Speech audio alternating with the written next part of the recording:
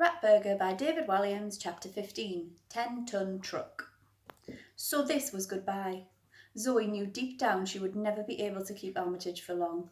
There were 100 reasons, but the most important one was he was a rat. Children don't have rats as pets. They have cats and dogs and hamsters and gerbils and guinea pigs and mice and rabbits and terrapins and tortoises. Posh ones even sometimes have ponies, but never rats. Rats live in sewers, not in little girls' bedrooms. Zoe trudged miserably out of Raj's shop.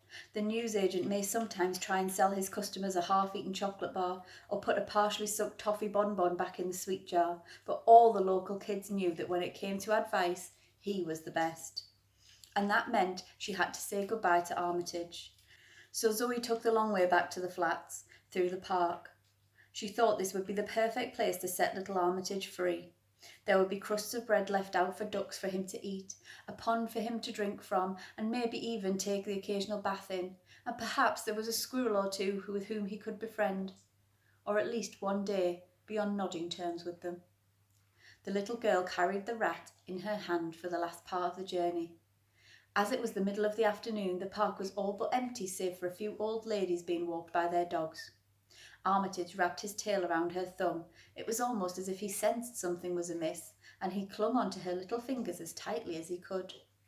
Trudging along as slow as possible, Zoe eventually reached the middle of the park. She stopped a good distance from the yapping dogs and hissing swans and barking parkkeeper. Slowly she crouched down to the ground and unclosed her hand. Armitage didn't move. It was as if he didn't want to be parted from his new friend. He cuddled up to her hand, breaking Zoe's heart as he did. Zoe shook her hand a little, but this only made him grip tighter with his tail and toes. Fighting back tears, she picked up the rat gently by the fur of the back of his neck and placed him carefully on the grass. Once again, Armitage didn't move. Instead, he just looked up at her longingly. Zoe knelt down and kissed him gently on his little pink nose. "Goodbye, little fellow," she whispered. "I'm going to miss you." A tear dropped from her eye. It landed on Armitage's whiskers, and his tiny pink tongue slipped out to catch it. The little rat tilted his head to one side, as if trying to understand her, which just made it harder for Zoe. In fact, saying goodbye was so unbearably sad, she just couldn't take it anymore. Zoe took a deep breath and stood up and promised herself she would not look back. That promise lasted only a dozen steps. She couldn't help stealing a glance one last time to the spot where she left him. To Zoe's surprise, Armitage was already gone. He must have already scampered off to the safety of the bushes, she thought. She scoured the nearby grass for signs of movement, but it was tall and he was short, and apart from a light breeze blowing the tips, the grass didn't move. Zoe turned around and reluctantly headed home. Leaving the park, she crossed the road. For a moment it was free of the hum of cars, and in the silence Zoe thought she heard a tiny eek, and she spun round, and in the middle of the road was Armitage. He had been following her all along. "Armitage!" she exclaimed excitedly. He didn't want to be free. He wanted to be with her. She was so glad. She had been imagining all kinds of awful scenarios from the moment she left him behind, like Armitage being gobbled up by a vicious swan, or wandering into the road and being hit by a 10-ton truck.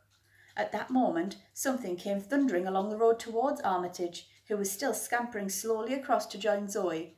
It was a 10-ton truck. Zoe stood frozen, watching the truck speed closer and closer towards Armitage. The driver would never spot a baby rat in the road, and Armitage would be flattened and be nothing more than a splat on the tarmac. "No!" cried Zoe, but the truck thundered on. There was nothing she could do. Armitage looked in the direction of the truck, realising he was in trouble, started scampering back and forth across the road. The little rat was in terrible panic, but if Zoe ran into the road, she would be flattened too. It was too late. The truck roared over him, and Zoe covered her eyes with her hands. Rumble. Only when she could hear the truck's engine fading into the distance did Zoe open her eyes again. She looked for the splat in the road, but it wasn't there. What was there was Armitage, a little shaken perhaps, but alive. The lorry's giant tyres must have just missed him. Looking right and left and right again to check there were no cars, Zoe ran into the road and scooped him up. I'm not letting go of you ever, said Zoe. She held him close. Armitage let out a loving little